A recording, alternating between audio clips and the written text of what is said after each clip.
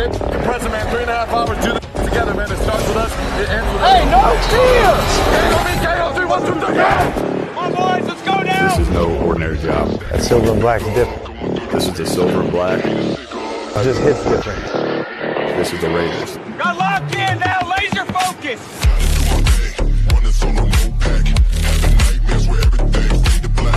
Hey, this could get interesting.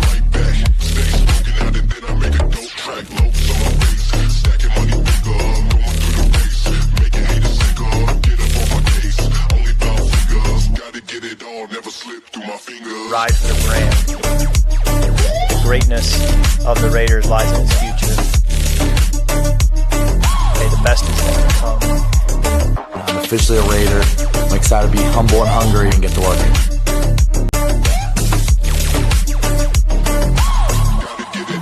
That's a big play football, right? You got boss. That's what you want to see right there.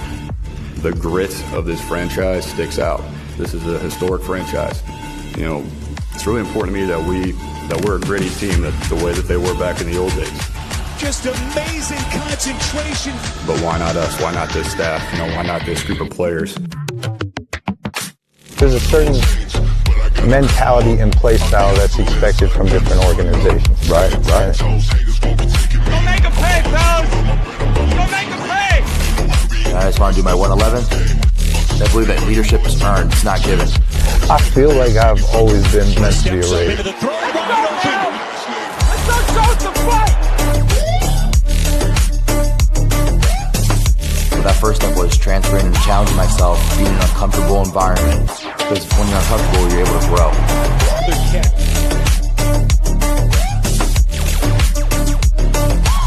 It's the motto of the Raiders. Once a Raider, always a Raider. That's what we're going to be about, winning. Everything we got!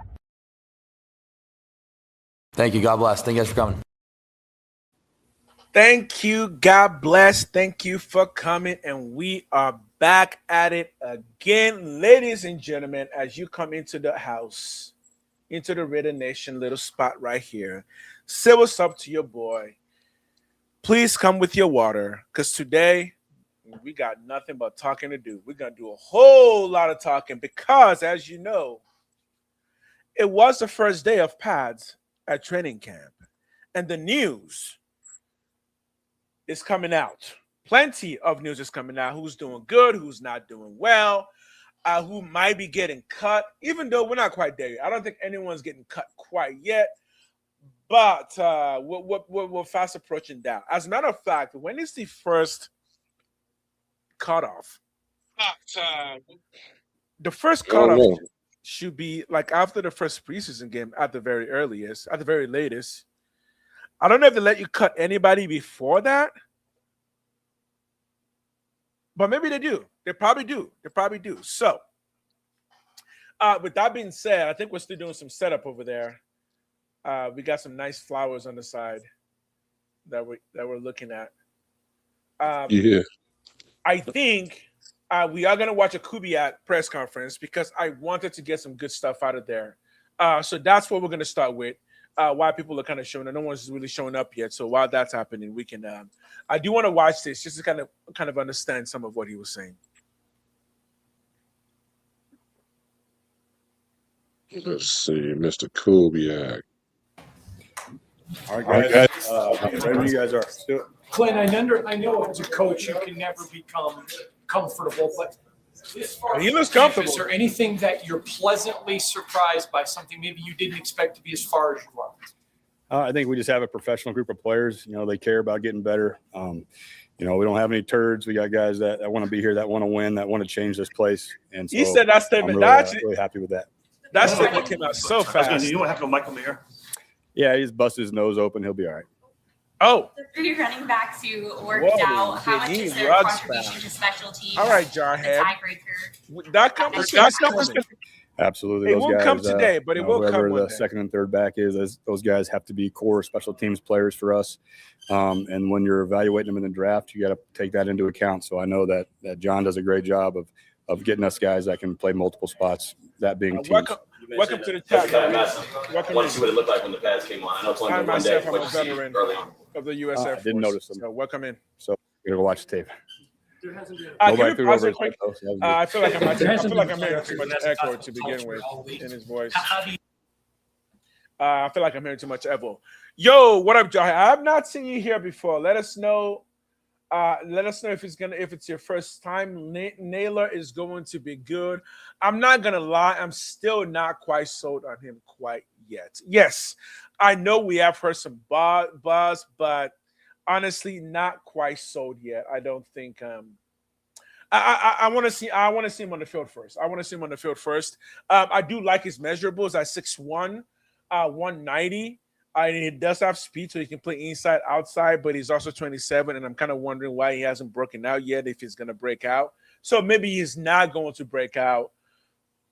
But so far, it's a good point on Naylor, but I'm going to wait to see a bit more. I want to see actual in-game to see more. He's a Devonta Smith, yeah, but his age worries me, right? He's 27. If you're Devonta Smith, I need you to be that at the age of 24. And not trying to chase it at 27. You know what I mean? If you're trying to chase it at 27, it's like if he has a breakout, so let's see. How many yards are you talking equals a breakout? He had 440 last year, I believe. Yeah. How many yards are we talking to make a breakout?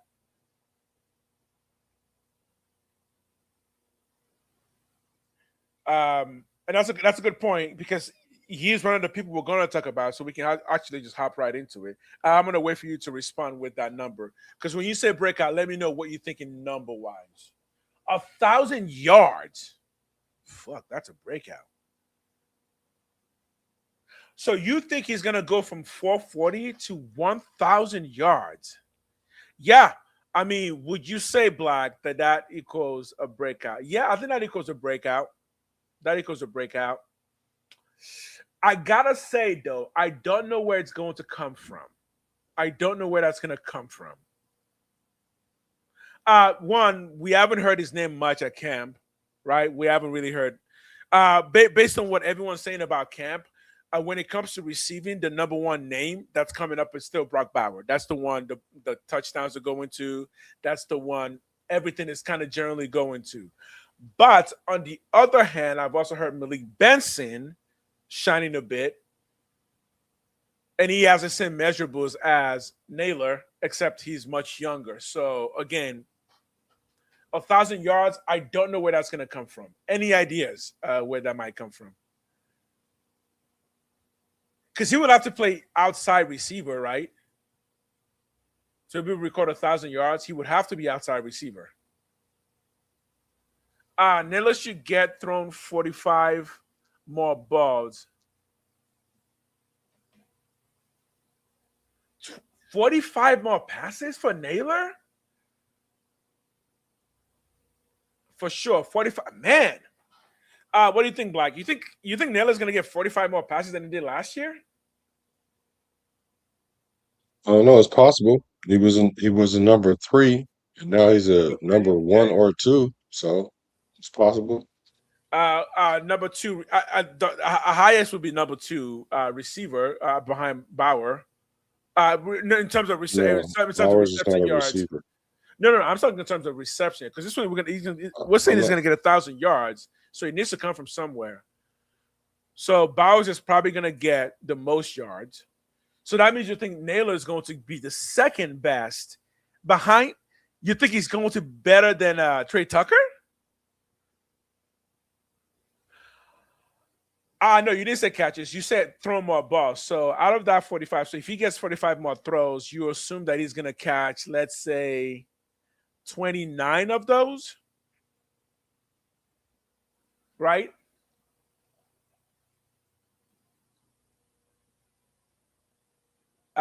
Someone's got a question for you. Does Tucker get 1,000 yards this year in the contract year? Yes. He'll get it. Wait, this is his contract year, right? Yep. Okay, so the conversation is just sticking because we do have wide receivers is one of the people we're going to talk about. So now we got 3 people that are getting 1,000 yards each. Bowers is getting 1,000. You just said Tucker's going to get 1,000, and Naylor's also going to get 1,000. Is that what we're feeling?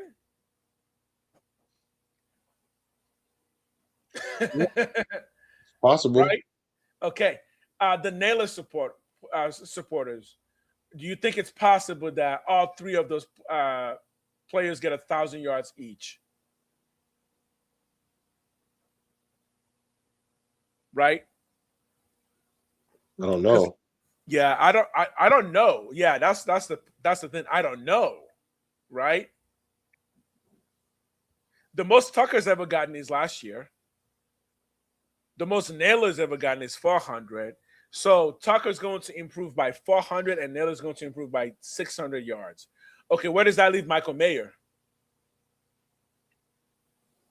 And what about a Malik Benson? How much are we thinking they're getting? Yeah, I don't know if those numbers are going to work out that way. I feel like both Tucker and Naylor cannot both get 1,000 yards. He never said that. He never said Tucker was going to get 1,000, and I never said that. He never said Tucker was going to get 1,000, and I never said Naylor was going to get 1,000.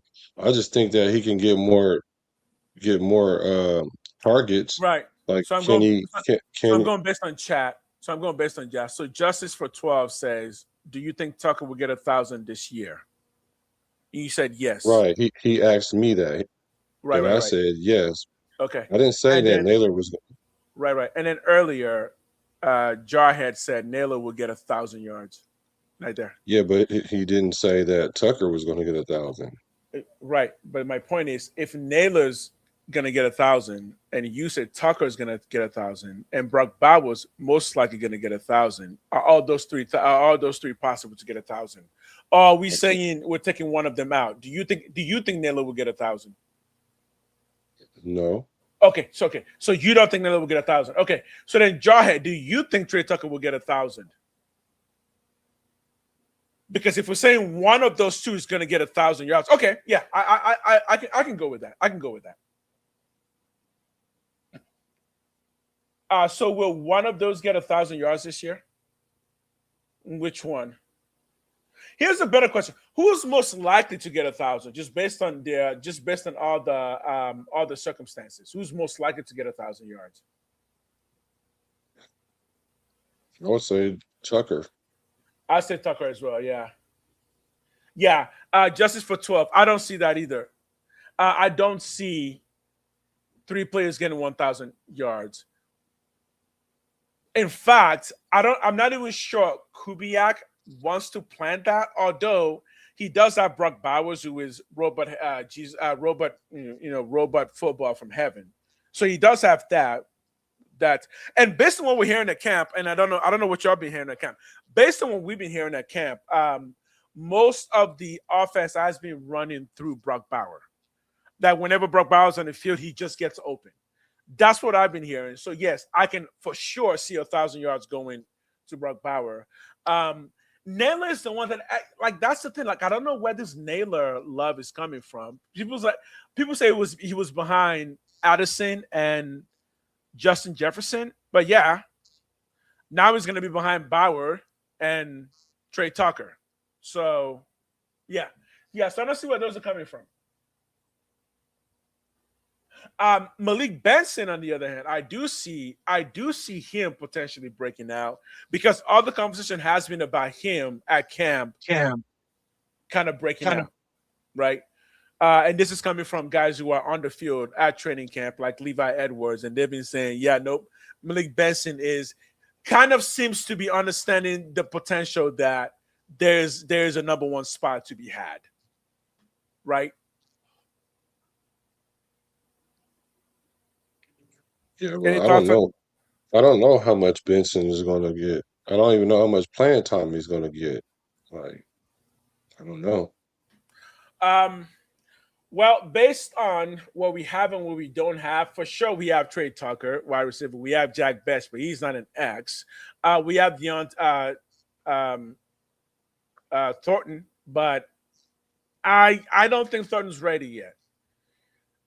Unless you guys are on the ball, and Naylor is going to be the number one wide receiver, I think Malik Benson is someone to look out for. Okay, I think we can continue the video.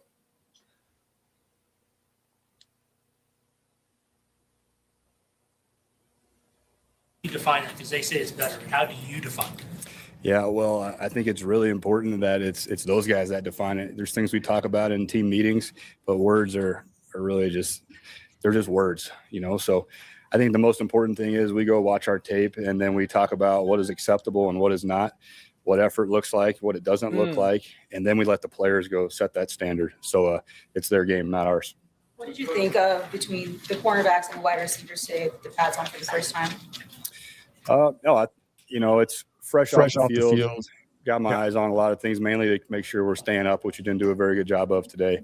But we'll go watch the practice film and see where we are. What did you have your eyes on today? What did I have my eyes on today? It's about guys being able to practice the right way with their pads on, not cheap shotting each other, not hitting each other from the side, thudding the right way, practicing like professionals.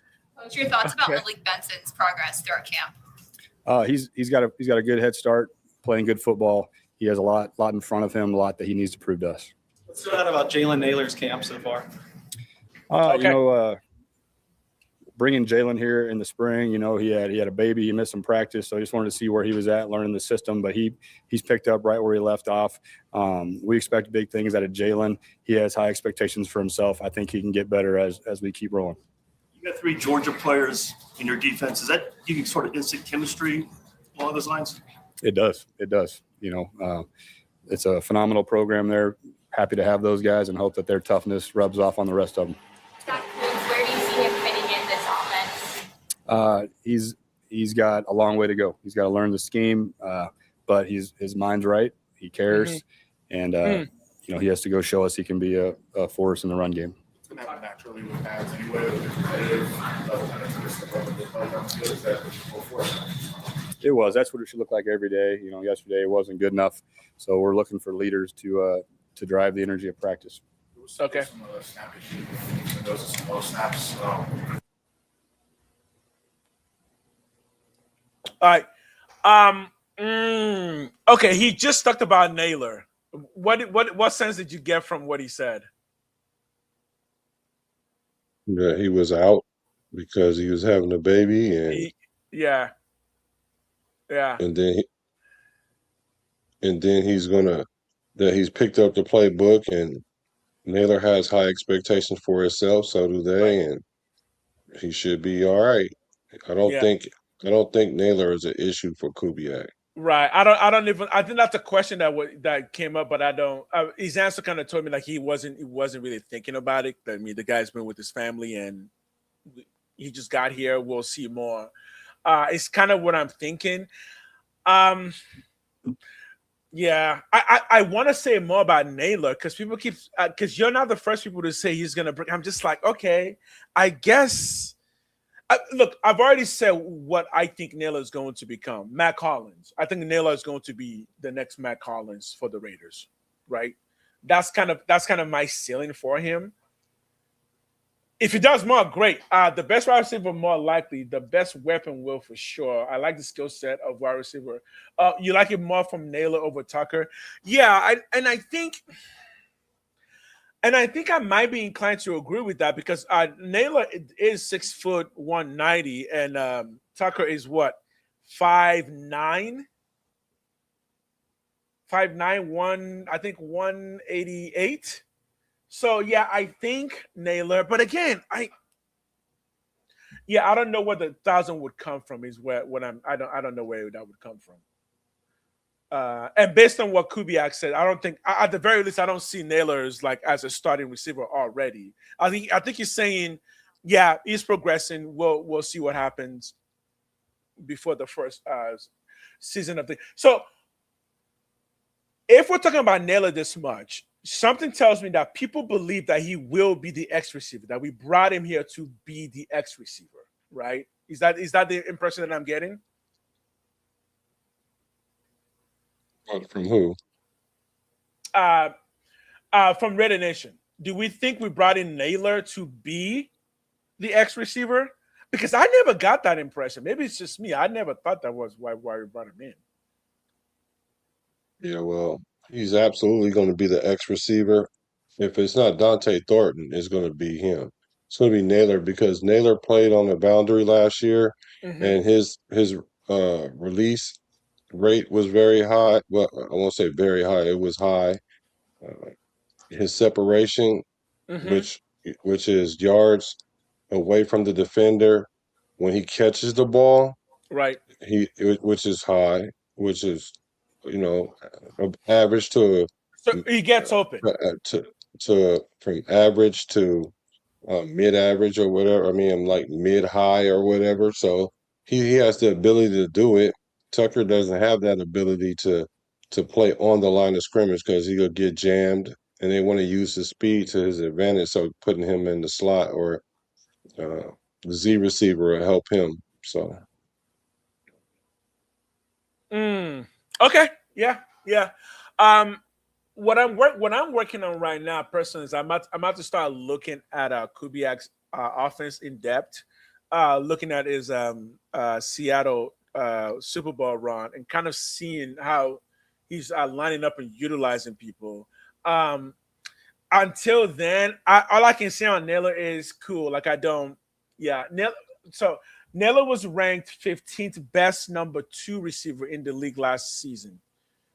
So he was number 2 behind Jefferson last season? Okay.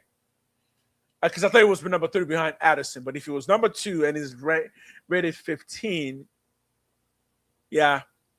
15 number 2 means that you have to clear all 15 points to then reach 32 number 1 to be the 32nd ranked wide receiver to be a number 1. Yeah. Well, again, yeah. I mean, it's the right time, right? It's the right time for him to do that.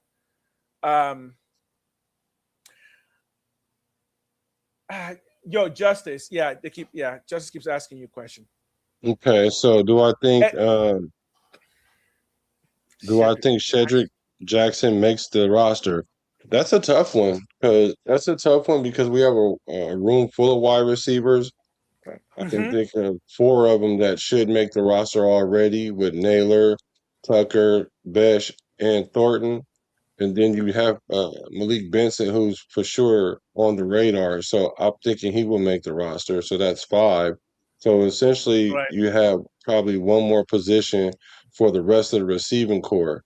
So for Shedrick in order to make that the roster itself, he's going to have to show himself really in camp and in the preseason. I'm sure he's going to get plenty of time. He does have experience playing with the Raiders, and he got playing time last year. He does have some. He does have some skill. He has a little bit of experience.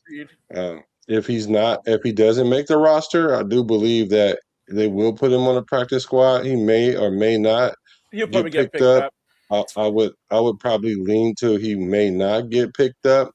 And there is a chance that someone does pick him up, but I think maybe not so much because there's going to be a lot of receivers get released at the cut time, and so then his value won't be as high, and hopefully we can hide him on the practice squad because then if Thornton and Besh don't flash early in the season, I wouldn't be surprised to see Shedrick definitely get called up. Yeah. Yeah. Again, I don't know. He's 26 years old. He's been bouncing around the league. I don't know. What do I have to believe that all of a sudden the big jump is coming? Like I don't know. Last year he got 4 receptions for 56 yards and 1 touchdown. I mean, what jump are we thinking from that? Going up against Jack Besh, going up against Trey Tucker, going up against no, I think Dante Thornton will make the roster because he's still a second-year rookie. There's no point releasing second-year breaks. There's no point releasing Dante Thornton. That's why he's gonna make the team, even if he's not like ready yet. Yeah, he's still on a contract. He's already been paid for the next 2 years, so keep him for 1 more year. See if you can get something out of it. So I think he's going to make the roster, also because of all of our receivers. He's the one that's the most different, right? He's a 6'5", 4'3" guy. He's the only one we have. So I think because of that, he's going to make the roster. Jack Bech is going to make the roster because obviously we just drafted him in the 3rd last year. So he's going to make the roster as well. Look, it's a great question because I think it will leave someone like Jackson kind of on the code because, again, at the age of 26, going into 27, are you going to break out now? Or if you're going to break out now, why would somebody who is 3 years younger, like a Malik Benson, not be that breakout, right? If you have the same exact measurables. Unless Shedrick Jackson figures it out this year. It's like, boom, I got it figured out.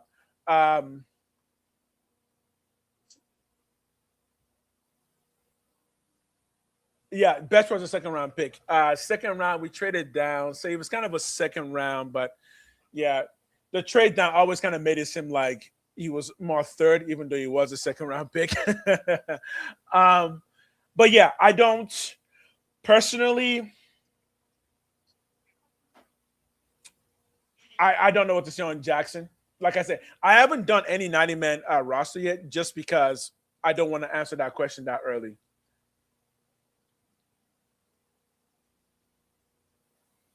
Okay, exactly. That's a great point, just because I was actually going to say that. I was thinking that because it's in the opening video.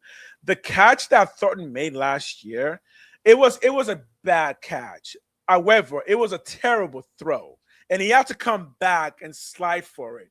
Why was it a bad catch? Okay, it's fine. When you train receivers to catch the ball, trust me, that there's a point where you have to do whatever you can to catch it, but that's not the kind of pass that Dante Thornton wants at all. And you can see by just how uncomfortable his body was making that slide to make that catch. That's not the kind of catch he wants, right? He prefers the ball to come to him in stride, and that was a badly thrown ball. So, in theory, we're gonna get more better thrown balls. Okay, Black has one of those faces where he really wants to debate somebody. Somebody hop in here for a debate, please.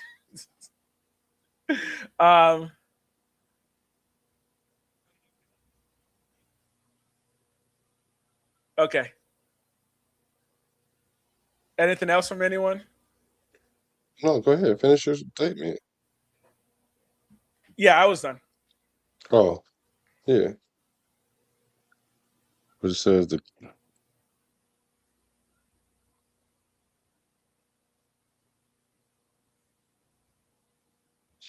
the catch Thornton had against Patriots last year, the ball was underthrown. Tucker and Thornton needs the ball in stride. Yeah, ideally that's how you want it. So you can catch the ball and keep running.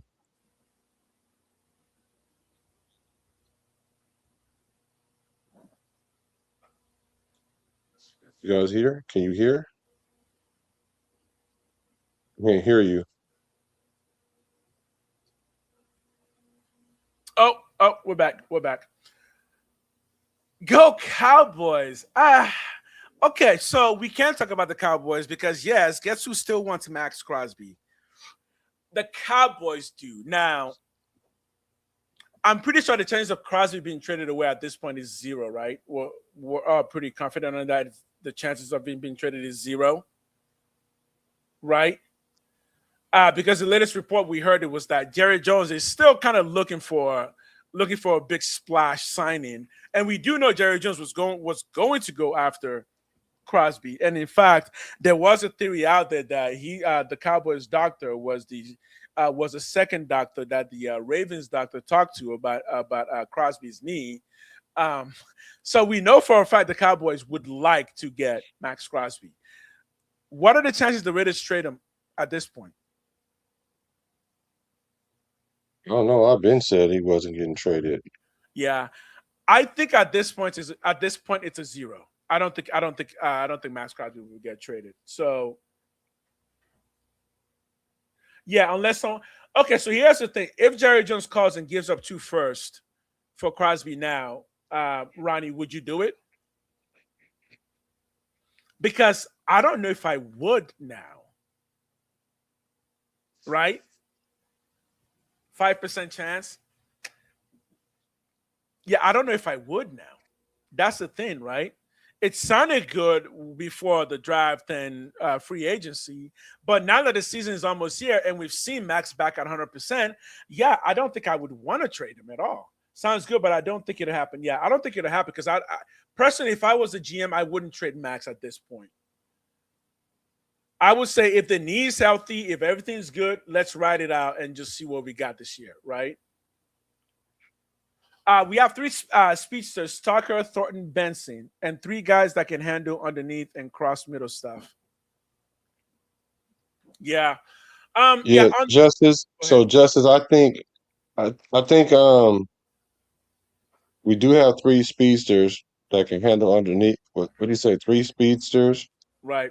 Tucker, Thornton, and 3 guys Benson. that, yeah. Yep. So Tucker is going to probably be, Tucker can take the top off the defense, but I think they're going to use him more in the slot for those underneath routes that you're talking about. Try to work him in there. That's something I do want to see from him because I'm not necessarily sure how well he does that, the complete route tree. He did speak the other day, and he was saying that he's running the complete route tree and things like that. So in this Kubiak system, you got to run like a lot of different routes. You just can't just attack the safeties in the cover 2 and try to split the safety like we were trying to use him before. So I'm interested in see how they're going to use him this year. So we do have 3 speedsters. That's why I'm so positive about Dante Thornton, because even if he doesn't catch any passes, the fact that if he gets off the line of scrimmage, which he will, he stretches the defense and he keeps them honest in the back end of the defense. So that way it allows those crossing routes, maybe from a Tucker, maybe from a Benson. You might switch it around and you might even put a running back in the situation. And also it also creates space for Brock Bowers because he requires so much gravity. So it's all about spacing. Just like in basketball, if you keep the spacing right and you just keep passing the ball, the ball will find you. Same thing with football. If you keep the spacing right and you guys and the receivers run, decisive routes, then the ball is going to find you, and it's not going to really matter who it finds. It's going to find the right person. Yeah, and the other key will be that we do have a better O-line now, so more time in the pocket for the receivers to get open. Yeah, and I'm down with the using Dante as a scheme guy. My personal hope is that he becomes more than that, but it's going to be really hard for him to become the next Megatron or Randy Moss. So I guess we can use him as a scheme guy to just kind of divert attention away. And he can't block.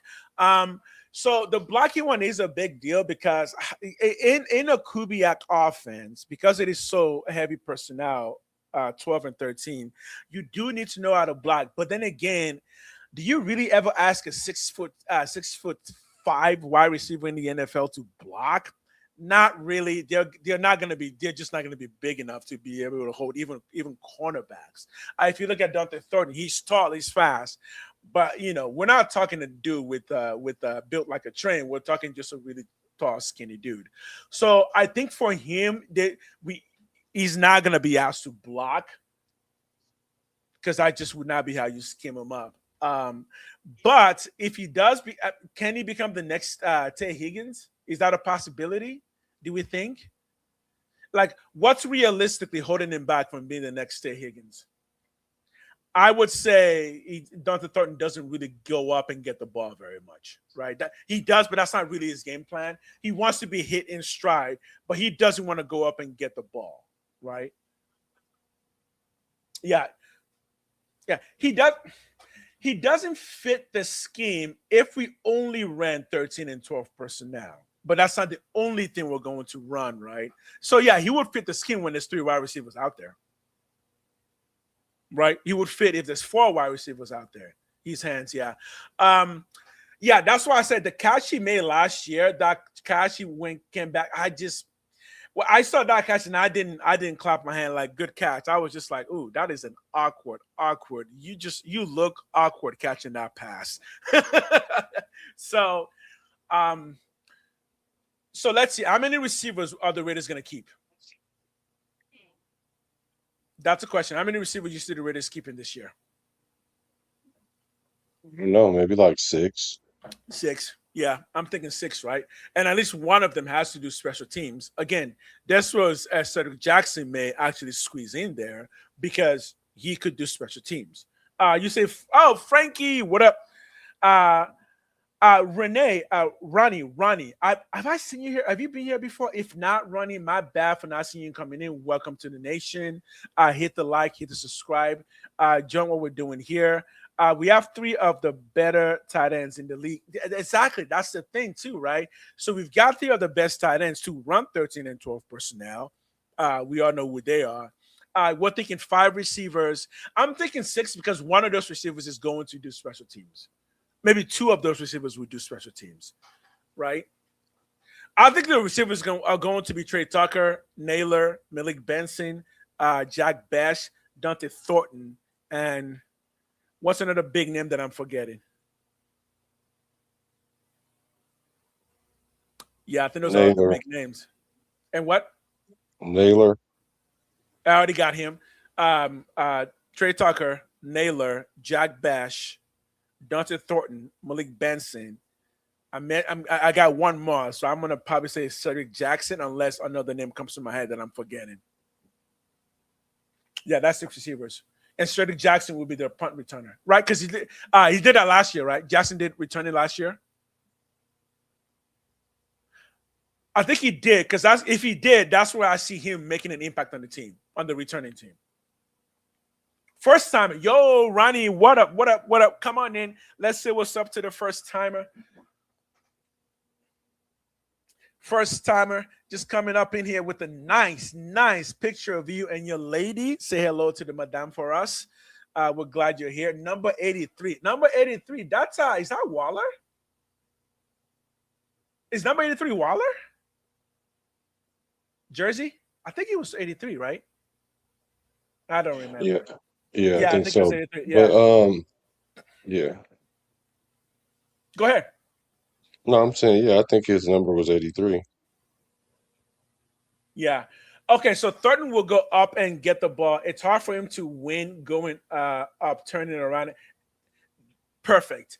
And that's exactly what I've said. That because he's so tall, the way he has to win the ball is different.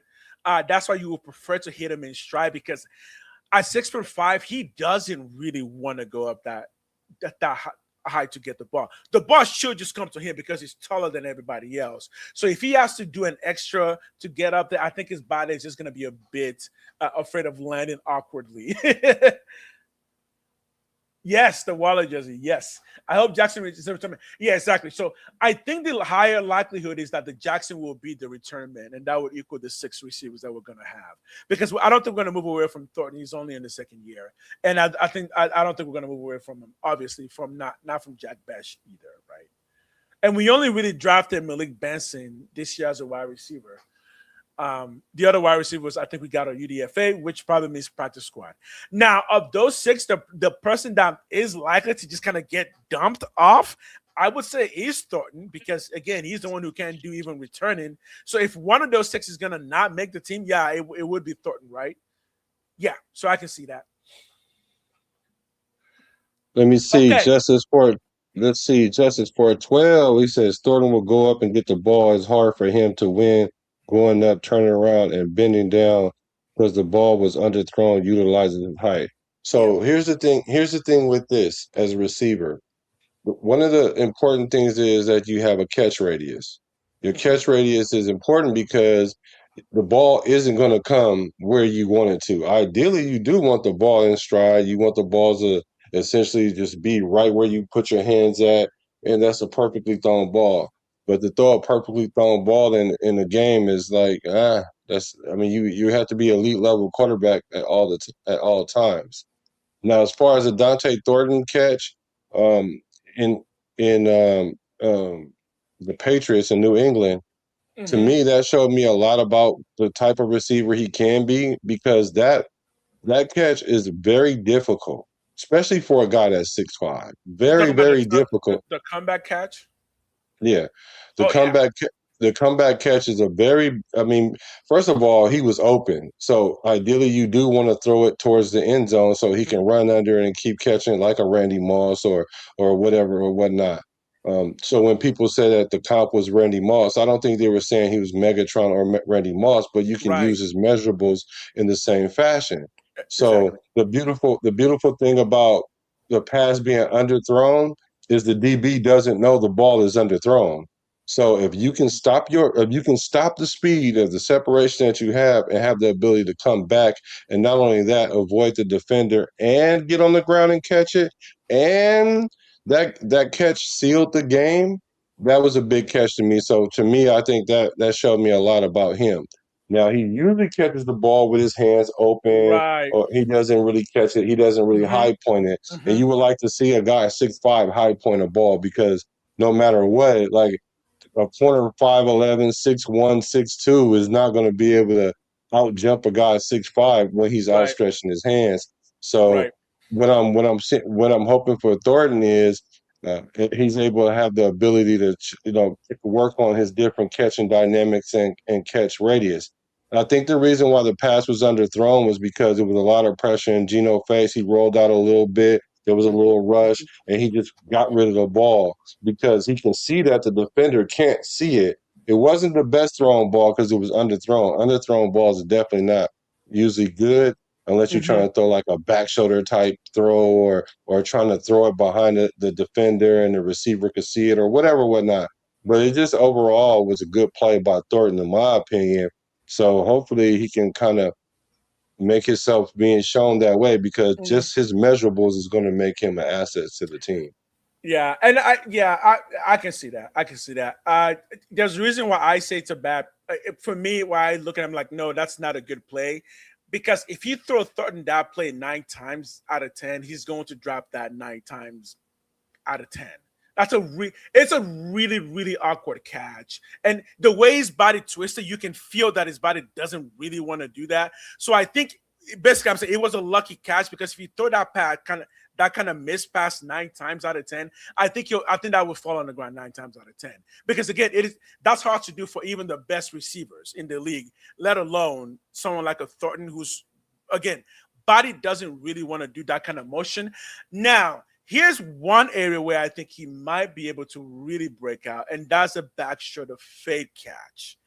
That happens to be Mendoza's best throws, and that is a really good play where you can hit somebody like Thornton in stride in a position where he doesn't really need to contort his body in any way to try and catch it. So I think there's a real possibility with that being a way that he breaks out. You don't want McCray.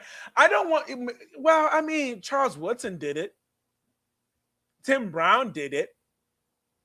You know. So I mean, if we're talking like that, I think I wouldn't have a problem with that, Justice. If we're talking Charles Woodson type of player where he does the job of corner really well and also returns kicks, but of course he has a bum knee, so I can understand why you don't want to put that kind of pressure on those knees. But I also think that's why he's been running special teams to see how much that knee can take. So.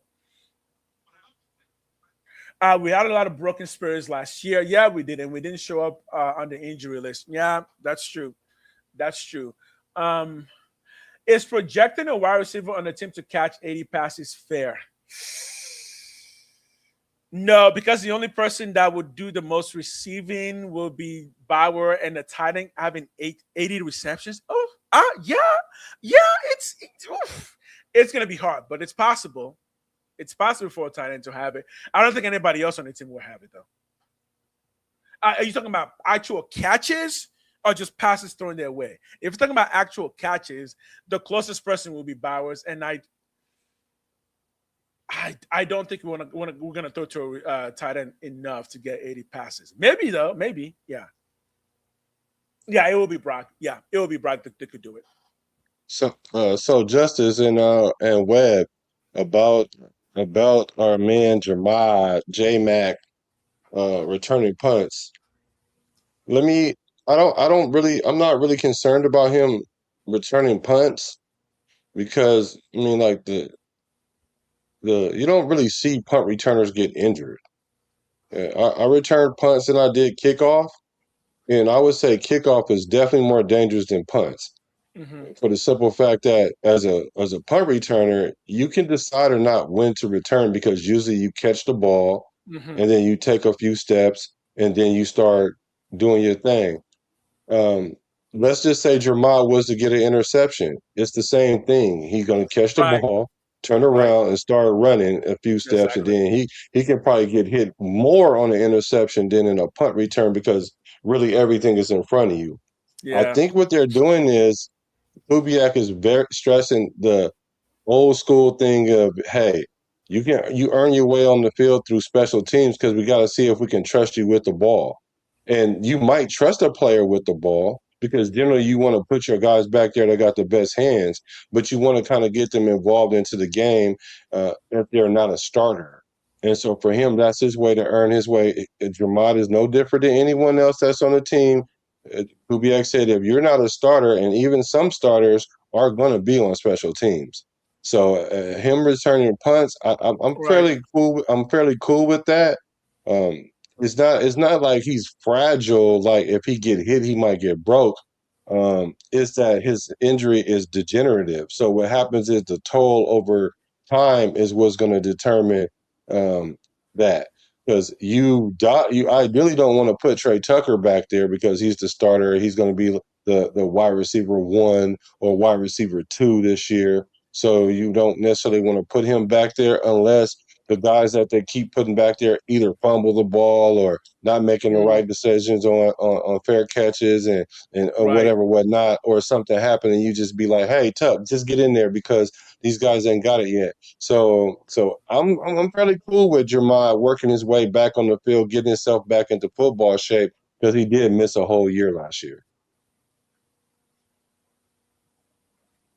Okay, so question. So if the season starts and he's on special teams, how are we feeling generally about that? Do we think that's a negative thing or would that be a positive thing?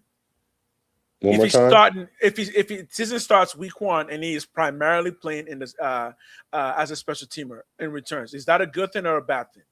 It's a good thing. It's a good thing. It's a great thing, actually. Great thing. Okay.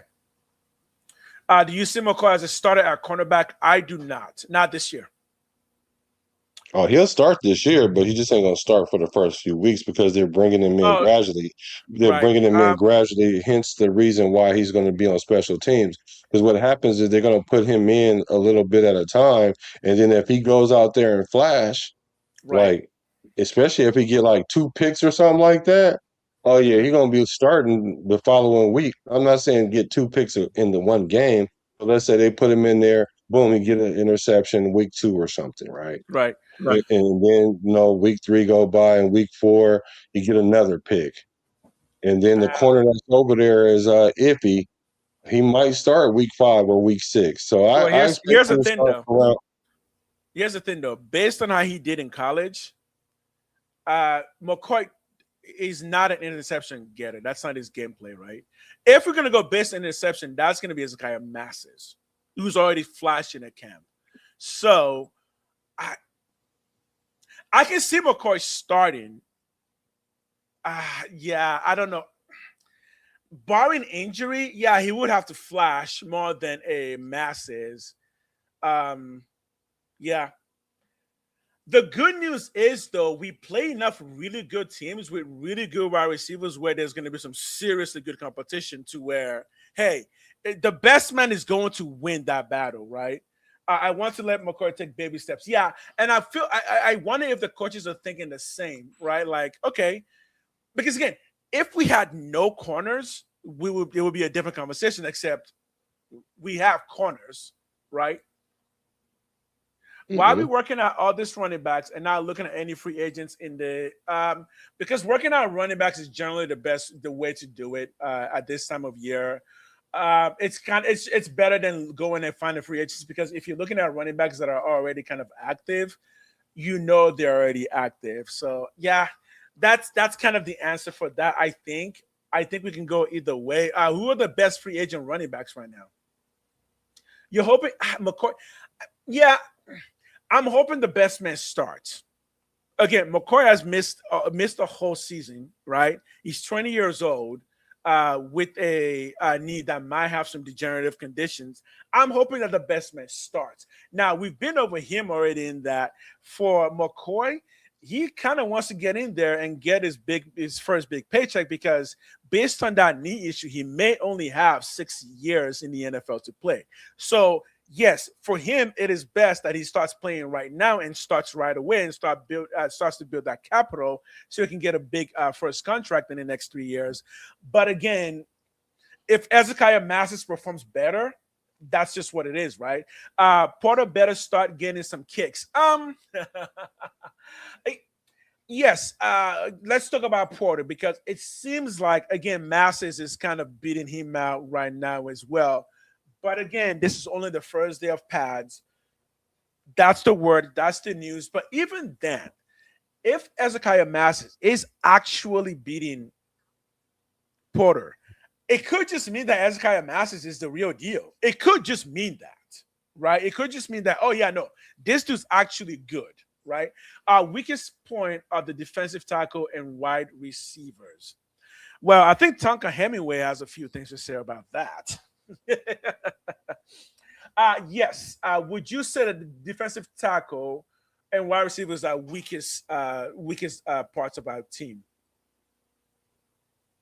Would you say that? I would say the defensive tackles are better than right now. I feel more confident about our defensive tackles than I do about our safeties. Yeah, I'm not sure yet. Yeah. I think it's going to be tough. I got to see that in action because I got to see it in action because they're so young. That position is young, very, very young. So I'm just not knowing I'm just not sure yet. I'm just not. My jury is still out on that. Yeah, and the last we heard was that Tucker Hemingway is doing well. I'm pulling for this guy by that, but he just like that number. So the word is that he's performing really well at camp.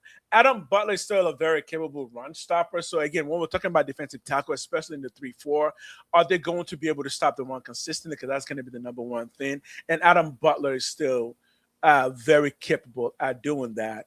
And then we have people like Brandon Cleveland that we drafted, and Jonah Lahulu, right? We have him, who was also very capable.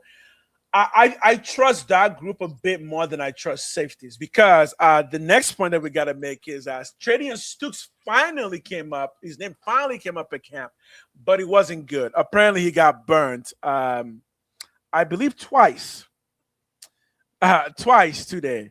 So Tradian Stukes did not have a good camp today. But chat, question on that.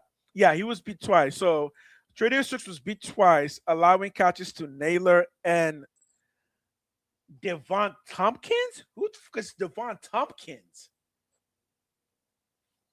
Yeah, so let's talk Tradian Stukes real quick. So when it comes to free safety, you guys know the person that people are saying will be free safety right now is actually Teron Johnson. That's the guy we brought in from the Bills, who was a slot corner. But the news this week is that he was primarily playing free safety, and when Tradian Stukes got out there, he got burnt twice. So again, first day of camp, Pat. So maybe no reason to worry, right? No, I'm not worried at all. Teron Johnson is not a safety. He's a nickel corner. So nickel corner, yeah. That's not, but that's not to say that in some packages that he won't play free safety when they roll Stukes down into like the nickel or something like that in different packages. As far as Stukes, though, I'm not really concerned about him because we're asking a lot of him. It's similar to Mendoza, except for we know Stukes is going to start. So the thing is, he has a lot of information to ingest and a lot of football to see. And we got to remember he is a rookie. And also, I just think that once he gets it, then we won't have to really worry about it. So my leash is very long when it's coming to Stukes. we want him to come in and be a captain. Maybe not right away, but he will end up being that.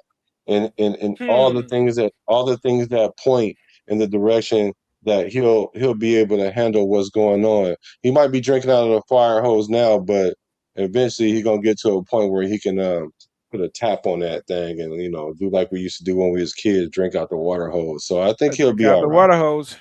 Yeah. Okay. Excellent. Okay, Captain. Let's start, Captain. Here's the word that I've been hearing about Captain. Now, right now, the green dot might go to Nakobe Dean, which would be okay. He's going to play middle linebacker, especially in the 3-4. But I was thinking it was actually going to be Quay Walker. But the news that I heard today is that the consideration right now is that Nakobe Dean would wear the green dot. How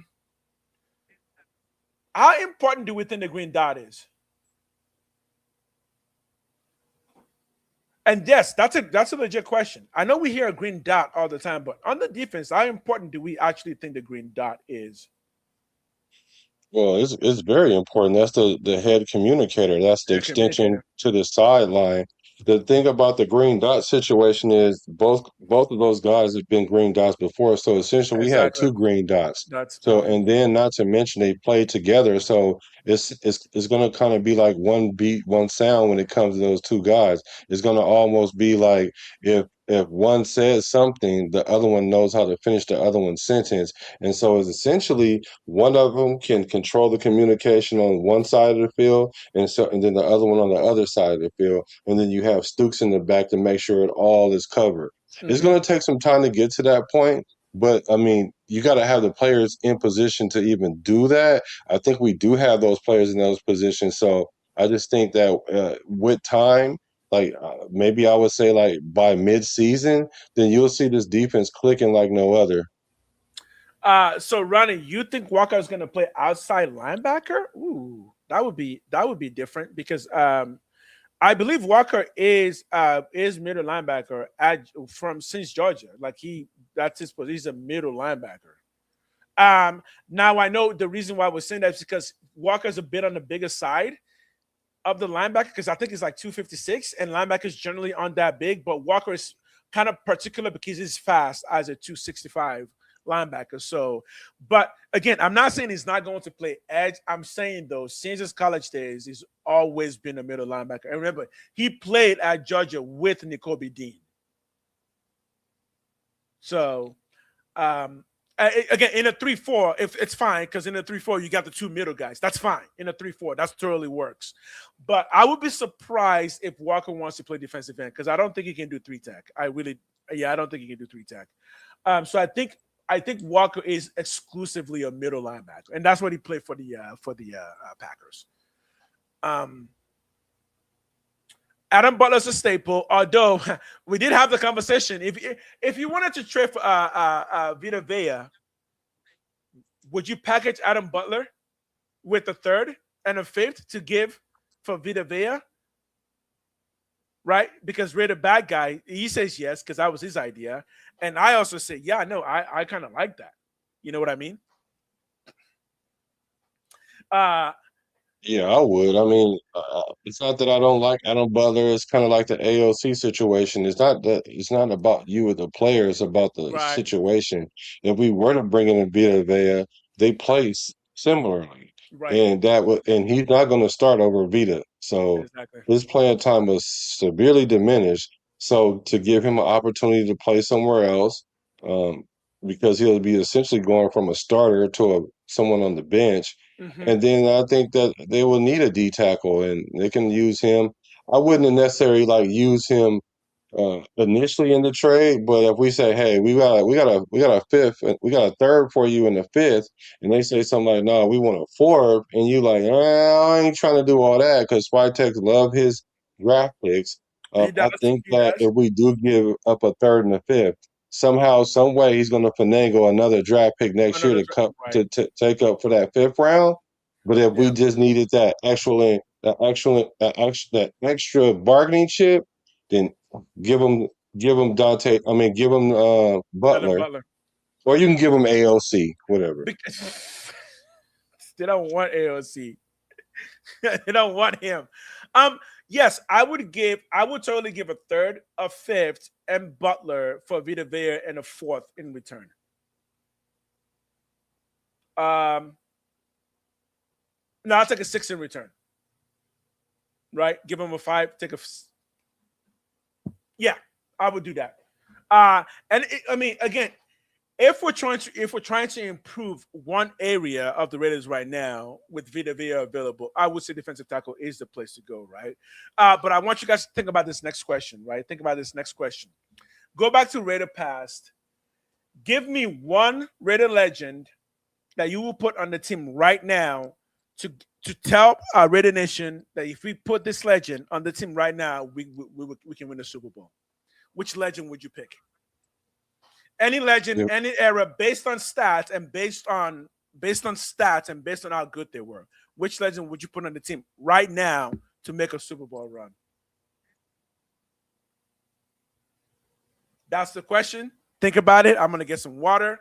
That is for chat. Every name you bring up, we're gonna talk about. I hope you got some cool names. The question again is, what Raider legend would you add to the team right now to make a Super Bowl push? I don't know. If we was using the roster that we have now and we need a D tackle or a wide receiver, I would probably put Timmy B out there. I don't know. If we need a D tackle, I'll probably put what's my guy name? Big Jerry Ball. I mean, but we had some better D tackles than that too. So we got some Hall of Famer linemen too. So I don't know. But it would be one of those two positions. I would probably go with a wide receiver because we need a wide receiver one. I would take Prime Timmy B, my favorite player. Ooh-wee. Prime Timmy B. Okay, we're seeing it. Khalil Mack. Okay. I think when it comes to defensive tackle, he didn't play long. And I think I might have his name wrong, although I don't. Darrell Russell. I think I'm correct on the name. Let me make sure his first name is Darrell. Yeah, it is. Yep. A Raider legend, defensive tackle that he didn't play long, but when that boy played. Bringing back Prime Khalil Mack to play opposite of Crosby. Two defensive ends. Yeah, that would be something, wouldn't it? The way to win every game is to hurt the opposing QB. Well, besides hurting them, so you're gonna bring back Khalil Mack over Howie Long? Is that what I'm hearing? You're gonna bring back Khalil Mack over Howie Long to add to the team right now? That's the question. Whoever said Khalil Mack or Howie Long, let me hear it. Give me what you really think. If you said Khalil Mack and you skipped over Howie Long, is that what we're doing? Is that what we're doing? I mean, are we skipping over Tim Brown to say Randy Moss in his prime? Because I mean, yeah, Randy Moss didn't do nothing for us. For us, yeah, he did nothing for us. But I mean, if you can get Patriots Randy Moss though. Yeah, no, I'm going with Timmy B. Just Timmy because B, I got that's Mr. Raider. I'm not picking somebody else over Mr. Raider. That's right. Not at that position. Yeah, Ronnie, I said any era. Give it to me. Any era based on their style, based on their stats, based on how good they were. Assuming, yes, they can still play modern football. Who would it be?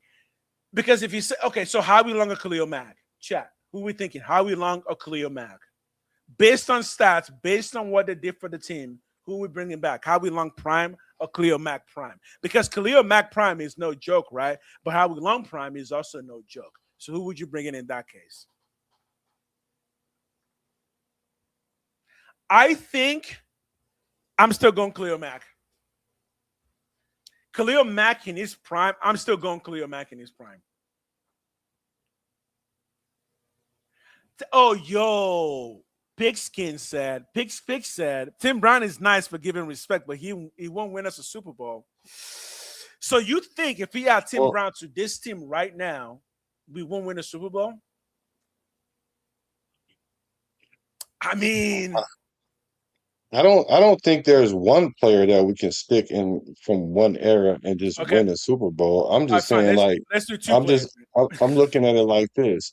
If we just need a player to add to this team to make a Super Bowl run, Timmy Brown would be who I would pick. Now, if we were gonna just go hypotheticals, then I would take out Ashton Genty and put in prime Bo Jackson. Then we'll win the Super Bowl.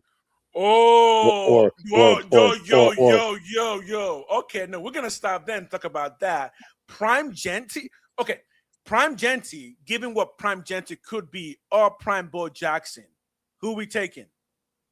I because I don't know. I think I'm about to hear some thoughts on this, right? Prime Genty or Prime Bo Jackson, who we taking? Oh, we already know the answer. No, stop with the OSC. Bo. So Venta says Bo. Really? So okay. So Venta says Bo. I'm gonna hold my answer for it. But I want to see what other people say. Prime Bo or Prime Genty? Because they do have two different playing styles. Right? Bo would get hurt in today's game. Would Bo get hurt in today's game? He was shifty, man. Bo was very shifty. Bo was like Adrian Peterson before Adrian Peterson. Big, fast, and very shifty. No, Bo Jackson got hurt on a freak accident. That was a freak accident. That Bo Jackson would run over anybody in any era. I'm talking about 2030, 2060, 2090, the year 3000. Bo Jackson is not just generational. Right. He's like what do you call it? What do you call 1,000 years? What would you call 1,000 years? Because a century is 100 years, so 1,000 years is something. Yeah, he's a once in 1,000-year player. He got hurt with a freak accident. He did get hurt with a freak accident. Yo, Mr. Pastaman is in the house. Alfredo, Raider Nation folk life. Welcome in, brother. Welcome in. Alfredo, what's up, good brother? I'm right though. Look, man. I think if you're saying Bo right away, I think you got to slow down because again, Genty is also a unicorn. If you see the way Genty is a unicorn, right? If you see what he did at Boise State, we know he also is generational. At least we've called him that, right? I think Bo is a demigod. Yeah. Right? Okay, fine. I think I'll go with that. But a part of me says, I think Genty can give Oh you. yeah, I'm sorry. Yeah, you're right. Millennium. Duh. Thank you, man. Millennium, Thank you. yeah. But okay, I'll have to say Bo too, just because the legacy of Bo is just stapled there, and he only played 4 years in the NFL. But I don't know, man. I feel like Genty. I feel like Genty is generational, like for real generational. Now, once in a millennia, I don't know. Bo got hurt in a freak accident. Can he really be once in a millennia? Yeah. It's like no different than Bowers getting hurt last year and then saying he's not the best tight end because he got injured. Like we know he's the best tight end. Injuries are part of the game. They're inherent part of the game. And barring injury, because I'm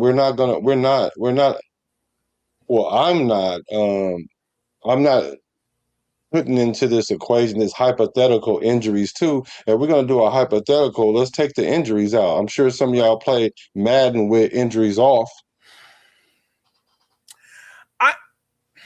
Here's one other side.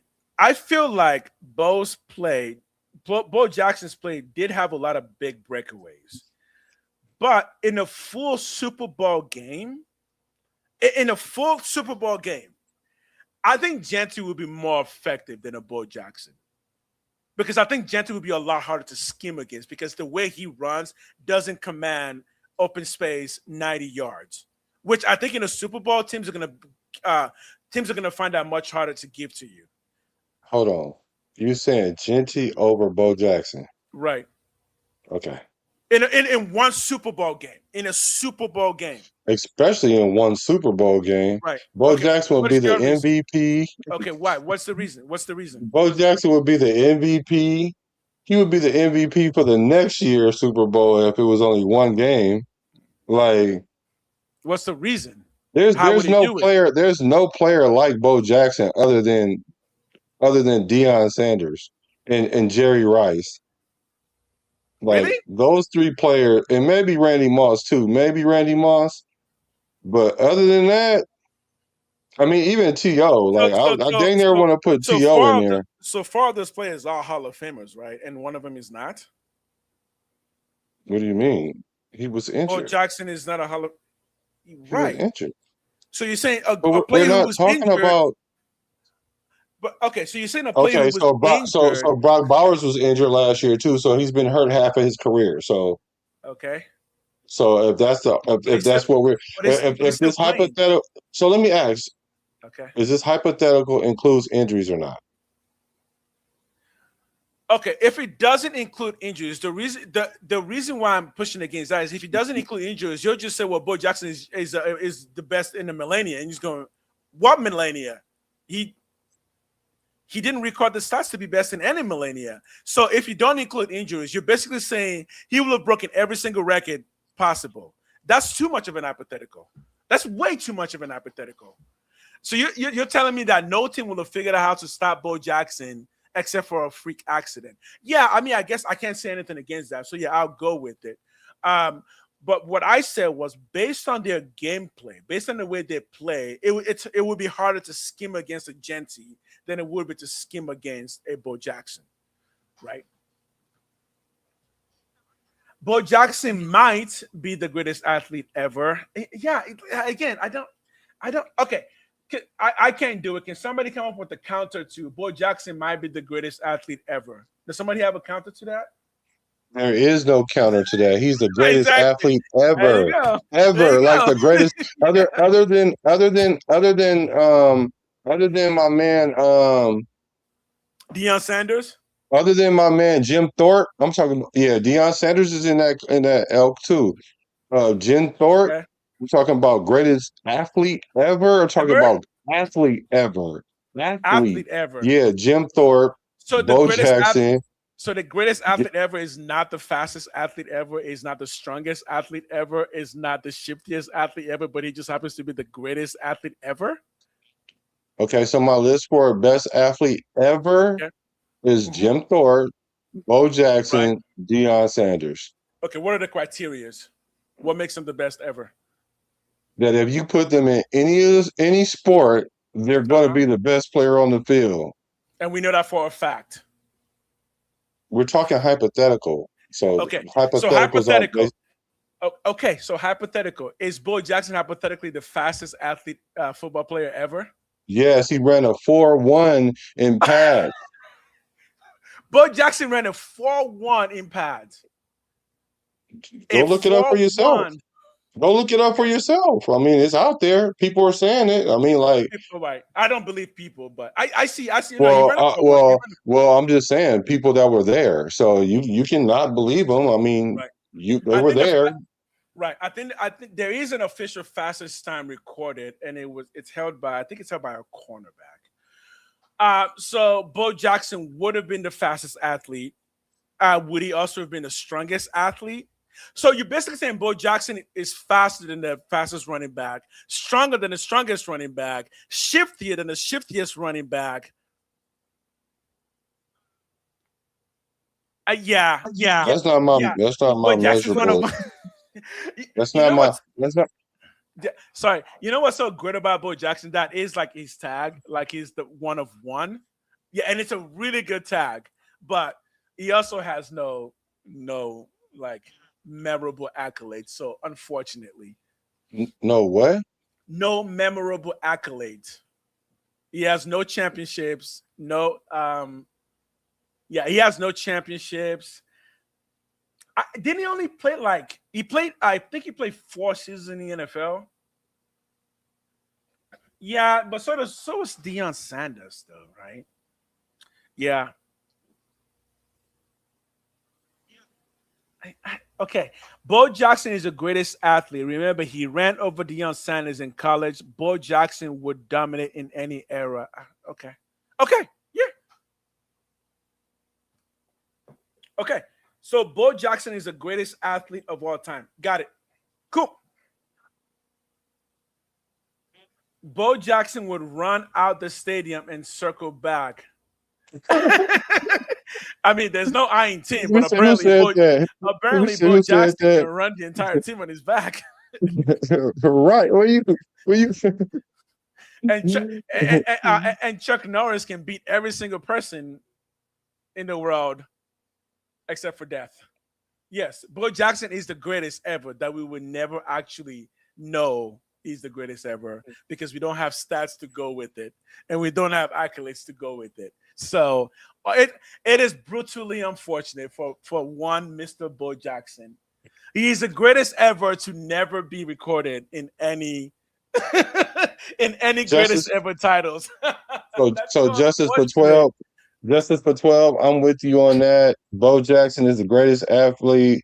Remember, he ran over Deion in college. Bo Jackson would dominate in any era. That's why I said he'll be the best athlete in the year 3000. Like, it don't even matter, bro.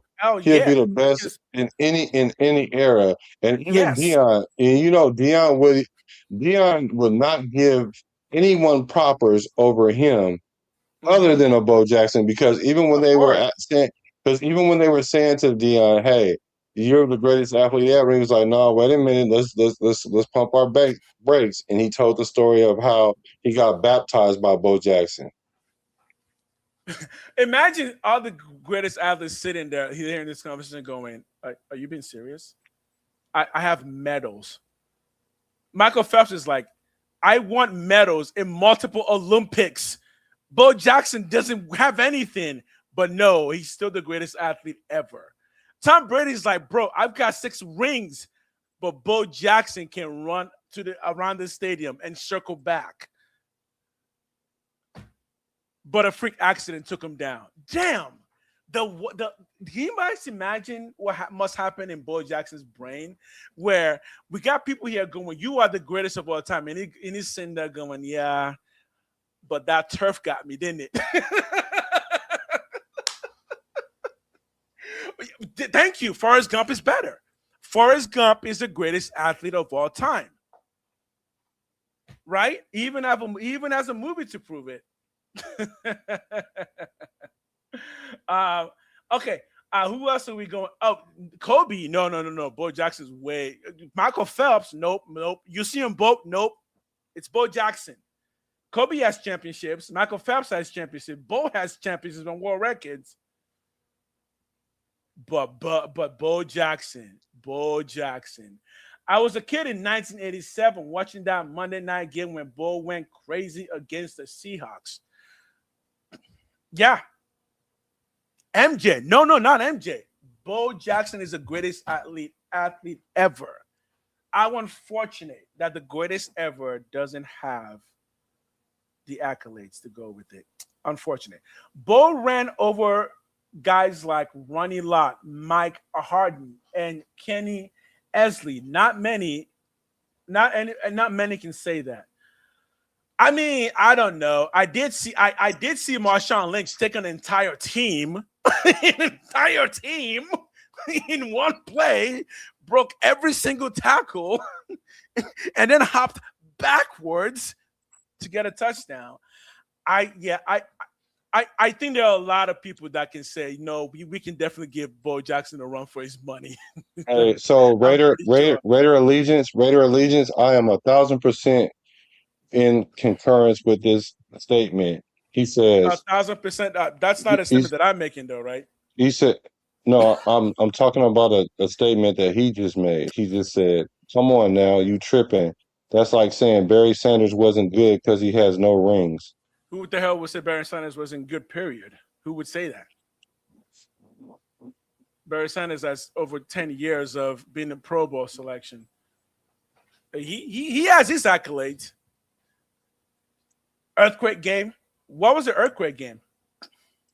The game where he had the beast quake. That's what he means. Oh yeah, Beast Quake. Oh yeah. Oh, I mean, I might call that the greatest single run from a running back in football history. That was fucking incredible. I don't think Bo Jackson could have done that,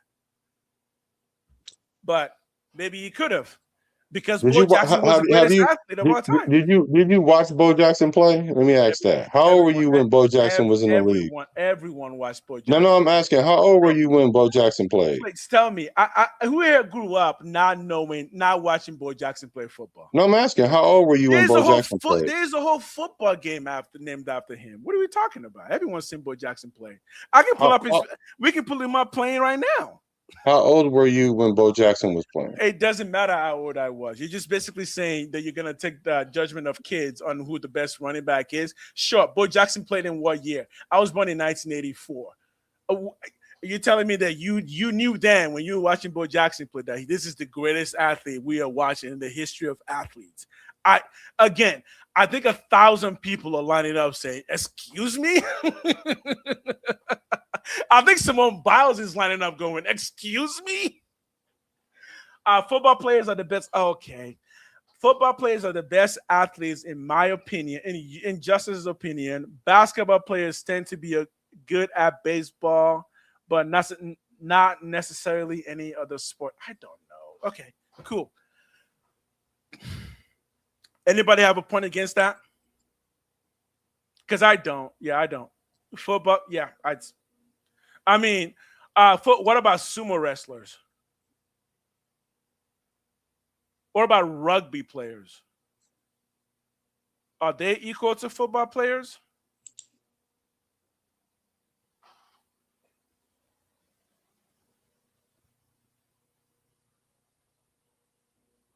What? I didn't see that last one. Yeah, you're saying football players are better athletes, because best can drop down to better athletes than sumo wrestlers and rugby players and soccer players and swimmers. I mean, I love football, but who cares what anyone thinks when it's undermined by performance art? This is not sports. This is guys blowing up their body for likes.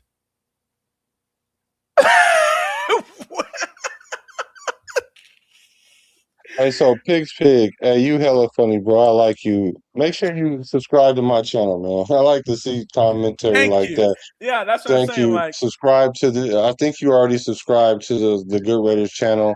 I usually tell the type of people I don't want on my page, but you are the type of person I want on my page. So, y'all hit the like button, because we kind of went left. I thought we were talking about the camp and his presser, but now we're talking Bo Jackson. That's great.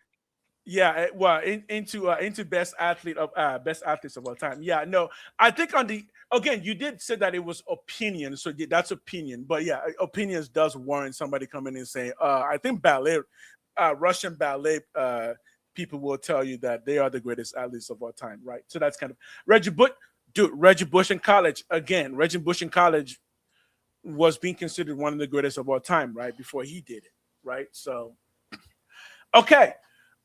This is actually going to be the end of it for me. It's 9:30. I gotta go spend time with the wifey. For those who want to hit the follow my channel, I do stream. I think I'm doing a solo stream probably tomorrow, but so you'll see me here and there as well. Over on my channel. Okay, so Bad Guy Rated. That's the debate channel, right? That's what you guys like. You guys debate on your channel and stuff. My channel doesn't do so much of that debating. I do more just kind of letting you know what's happening with the team. Where does Mike Trout come in? Ooh, Mike Trout. I don't know. I wasn't alive when Mike Trout was playing football, right? I can't even. Oh no! Can you block that?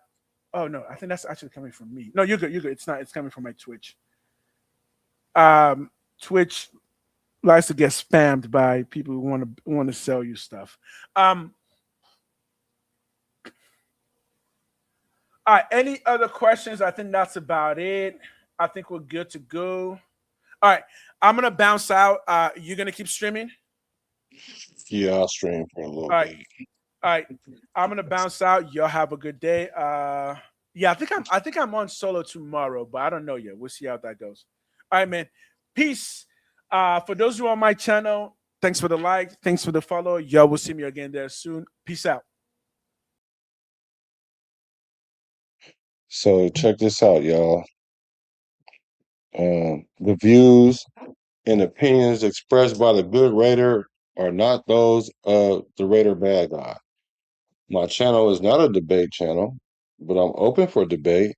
And also, if you are into debate, we do have a debate show that's going to come out Friday at 8:30 West Coast time. If you are a debater, let me know and you can get on the Fight or Flight Club. This is going to be a structured debate show, not ghetto, no personal attacks, respectful, and we just want a community where Raider fans can get together and we'll talk about yesteryear things, present things, maybe even the future. So if you look on there, we got some hitters on there. I see my boy Pizzle. I see my boy Severe. I see Raider Twan, Jason First Downs. My man right here in the middle, the Rebel Raider, Sacktown Mike. I see my boy Yerb. And I see Raider Jason over there. So if you guys want to be down or just at least come watch it and then see if you find yourself yelling at the screen and you got a good debate and you want to, we're going to extend it to a few more people. So for sure. So that's going to be the debate show. And so for you guys, we got kind of sidetracked right there, but I'm going to go live. Me and Raider Twine will be live in probably about 30 minutes, and we're gonna go over the special report that came out from the you know what? That's because I haven't hit this button in a while. Hold on, y'all. I was tripping. My bad. Let me get to it. I was tripping right there when I said the Niners. That shit was fucking weak. Yeah, so my bad, y'all. But yeah, so if you guys want to talk Raider football or whatnot, that is going to be the show right there. Yeah, Pig's Pig. Make sure, that's what I'm saying. Make sure you hit the subscribe button because it will be on my channel and it will be it's all good. It's all good.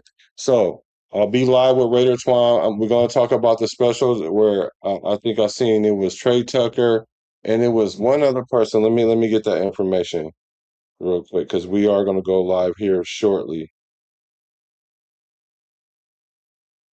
My bad, guys. Let me get the info for you guys. It's going to be Quay. Cut that chick up, Quay. Quay Walker. He's going to sit down and Trey Tucker, and he's going to talk with James Jones, and we're going to see that he's going to talk about the first day of pads. So stay locked in.